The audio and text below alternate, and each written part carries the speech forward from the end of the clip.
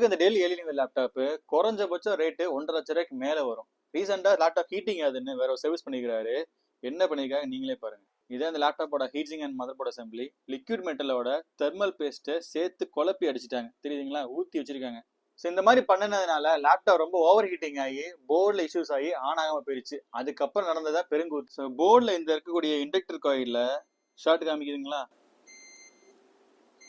So chips ஷார்ட்னு நினைச்சு இந்த செக்ஷன்ல இருக்க காம்பனன்ட்ஸ் கம்ப்ளீட்டா டேமேஜ் பண்ணிக்கிறாங்க. பத்தாக்குறை இந்த தெரியுதுங்களா? இந்த இடத்துல போர்டு எரிஞ்சிருச்சு.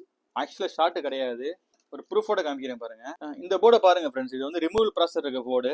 ஸோ இதுலயும் நீங்க ப்ராசஸரோட காய் இண்டக்டர் காயில் செக் பண்ணி ஷார்ட் தான் காமிக்கும். ஸோ அப்படியே இருங்க. ஸோ ப்ராசஸர் நம்ம டிஸ்கனெக்ட் பண்ண உடனே ஷார்ட் ரிலீஸ் ஆயிடுச்சு. திரும்ப நம்ம ப்ராசஸர் கனெக்ட் பண்ணிட்டு ப்ராசஸரோட வீக் கோர் வோல்டேஜ் அதாவது விசிசி சொல்லுவோம். ஸோ நிறைய கேமிங் லேப்டாப் டேமேஜ் ஆகிறதுக்கு ஒரு மெயின் ரீசன் சர்வீஸ் நாங்கள் காமனாக பார்க்குறது ஜஸ்ட் ஃபார் யூ.